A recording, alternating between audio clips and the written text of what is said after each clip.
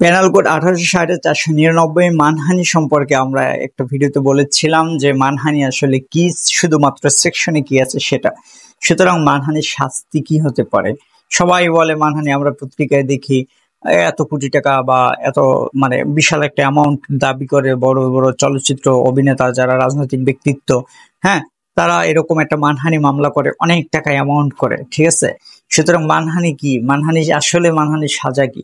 মানহানির সাজা হচ্ছে পেনাল কোড 1860 সেকশন 500তে 2 বছরের সাজা, অর্থদণ্ড অথবা উভয়ে। 2 বছরের সাজা, অর্থদণ্ড অথবা যদি আদালত মনে করে যে আসলে এখানে মানহানি সংগঠিত হয়েছে সবকিছু বিবেচনার পরে, সেক্ষেত্রে 2 বছরের সাজা দিতে পারে, অর্থদণ্ড দিতে পারে, অথবা সাজার সাথে অর্থদণ্ড এই দুইটাই দিতে পারে। এই অর্থের সাথে ওই যে মানহানি বাবদ এত টাকা দাবি করা হয়, এটার সাথে ওটাই যুক্ত আছে।